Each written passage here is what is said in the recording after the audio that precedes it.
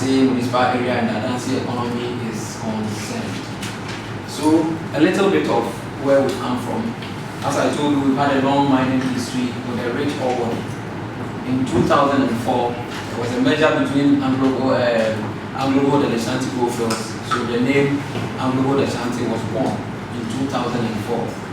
We operated from 2004 all the way up to 2014, where because of some circumstances beyond our control, gold price fluctuations and other stuff, we had to undertake a little bit of restructuring. So underground mining was suspended, workforce retrenched and redundancies paid. We spent almost about 240 million in redundancy payments. This can buy a mine, some small mine somewhere.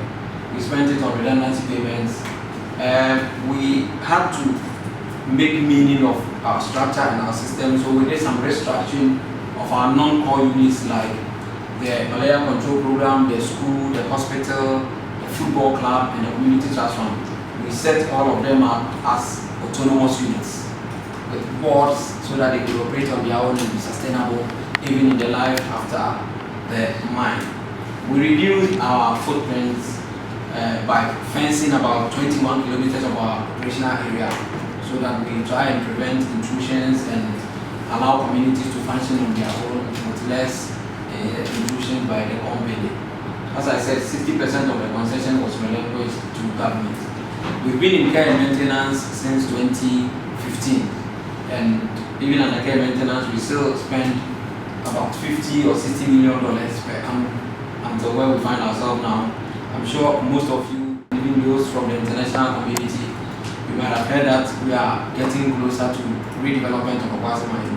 Hopefully, barring any HS and parliamentary ratification, we will get there very soon, where the mine will restart and get into full-scale operation. So, we move back to Agama. What is AnGlogold saying? AnGlogold at a point in time realized that we were getting a lot of manpower challenges through malaria incidents. So our hospital was recording high numbers in malaria. So the company commissioned an integrated malaria control program at an initial cost of 1.5 million in 2006. By 2008, malaria reports had reduced at our UK Memorial Hospital by almost 74% at the hospital.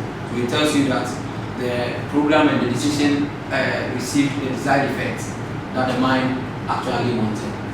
In 2008, around that same time, AnGlogold Ashanti started engagement with the Global Fund and other partners to see how we could spread the program to cover a lot more area, because we were restricted to only Obuasi.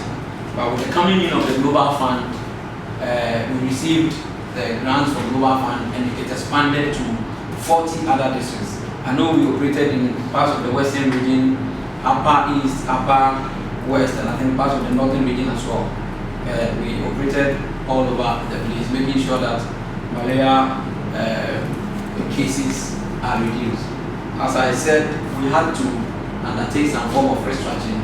So we realized that for Agama, even in 2012, around 2012, because of the coming on board of the Global Fund, we had to set it up as a well-structured running entity. So Agama was set up, registered as a limited liability company, and then the board was set up and they held the first meeting in December 2012. From 2013 to present date, it's been Global Fund, and AnGlogold also supporting with this partner funding. The program, Upper East region, Upper West region, and then Obuasi area. That is what has happened from 2006 up till present as we find ourselves here today. This is just a graph to show you the effect of the malaria control program here, as a matching fund to what Global Fund is supporting the project with. And I'm sure we will continue to support the program because we all know the effect that we'll be able to see from this one. Okay, so the next phase of AnGlogold Ashanti's social management plan itself, I made this one red so it can stand out. As part of our sustainable development units, Agama is one of them. The plan is that we will continue under the current model. as we are running. God willing, we'll be able to attract more partnership funding, and AnGlogold will also support with its matching fund to make sure that we sustain the malaria control program. So these are other social management programs that the mine intends to break in, but under the sustainable development units, where the community trust fund, the school and the hospital sits, Agama is there as well.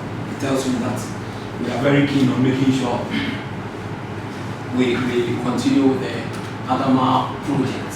So this is about the social management plan in the next phase. I think that is all for you. Just something briefly on